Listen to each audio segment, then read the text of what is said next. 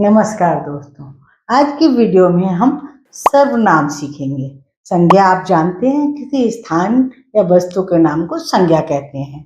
और सर्वनाम क्या होता है? संज्ञा शब्दों के स्थान पर जो शब्द प्रयोग किए जाते हैं उन्हें हम सर्वनाम कहते हैं। जैसे यह, वह, तुम, मैं। तो हम नामों के स्थान पर उन शब्दों का प्रयोग करते हैं।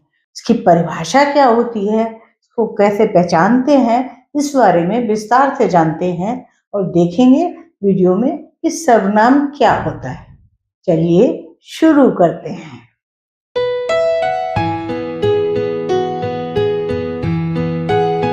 सामान्य भाषा में सीखते हैं सर्वनाम।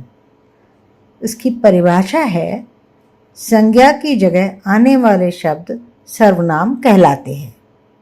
सर्वनाम का प्रयोग करने से भाषा सुंदर और सरल बनती है। संज्ञा की तरह ही सर्वनाम शब्दों के भी वचन बदलते हैं। आइए जानते हैं कैसे।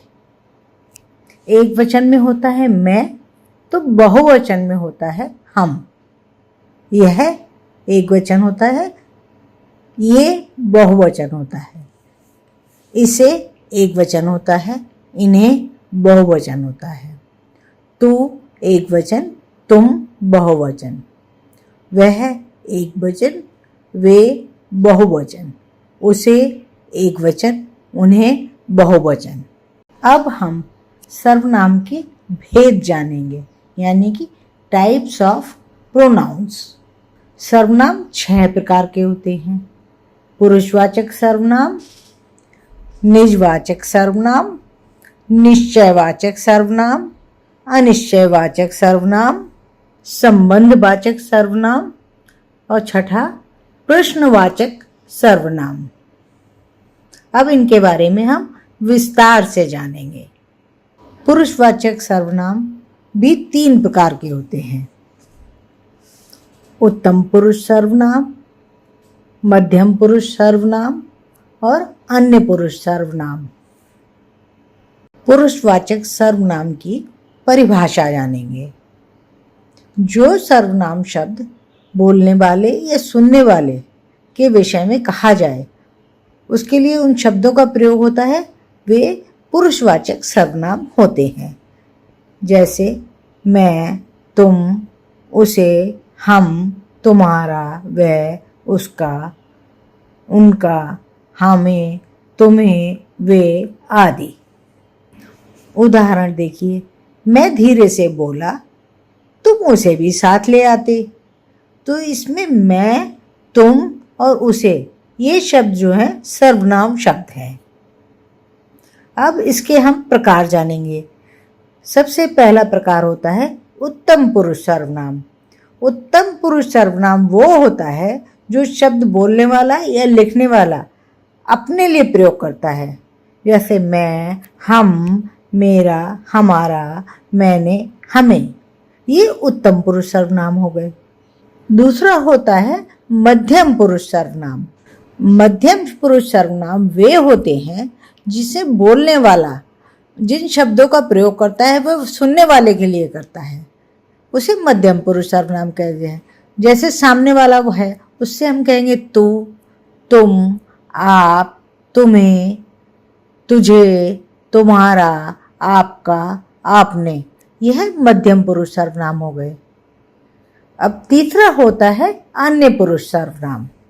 अन्य पुरुष सर्वनाम वो होता है जब बोलने वाला किसी अन्य पुरुष के लिए उन शब्दों का प्रयोग करता है। जैसे वह, उसने, उन्हें, वे, उसे, उनका, उन्होंने, उनको आदि। आपने पुरुषवाचक सर्वनाम के बारे में जान लिया।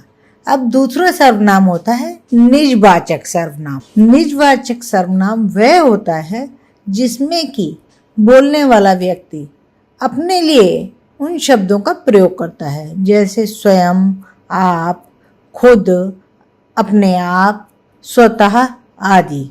जैसे मैं कहती हूँ कि मैंने ये काम स्वयं किया है, तो स्वयं जो है निजवाचक सर्वनाम है।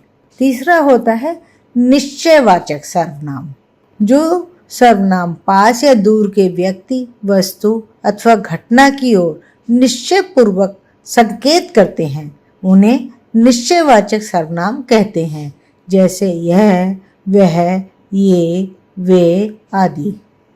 उदाहरण, यह तुम्हारा भाई है, तो यह निश्चयवाचक सर्वनाम हो गया।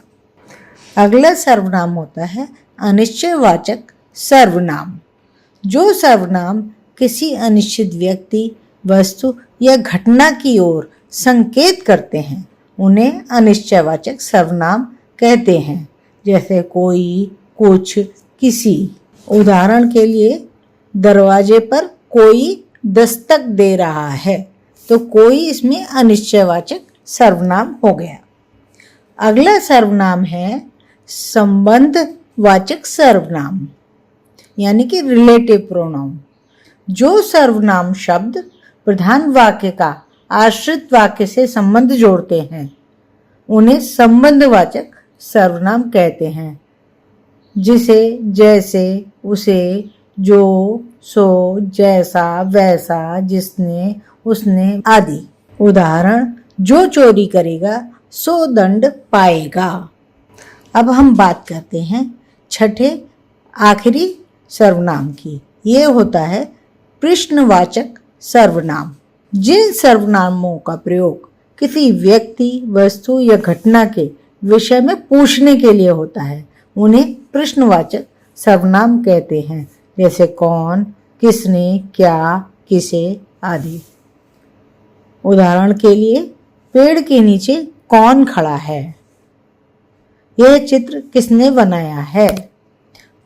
तो इसमें कौन और किसने प्रश्नवाचक सर्वनाम है। आइए सर्वनाम का अभ्यास करते हैं। सबसे पहला वाक्य है, मैं खाली स्थान अपने जन्मदिन पर बुलाऊंगा। तो बताइए क्या भरेंगे इसमें, तुमको या तुम्हें। इसमें होगा तुम्हें, मैं तुम्हें अपने जन्मदिन पर बुलाऊंगा। दूसरा वाक्य है, क्या खाली स्थान दोपहर का भोजन कर लिया। इसमें आपने भरेंगे या तुम्हारा, आपने। क्या आपने दोपहर का भोजन कर लिया। तीसरा वाक्य है, मेरे पास कार है। तो इसमें क्या भरेंगे, कोई की या किसी की, किसी की। मेरे पास किसी की कार है। तो इस तरह आप धीरे धीरे वाक्य समझ पाएंगे और उनमें क्या सर्वनाम आना चाहिए वह भी समझ पाएंगे। आशा है आपको अब सर्वनाम समझ में आ गए होंगे।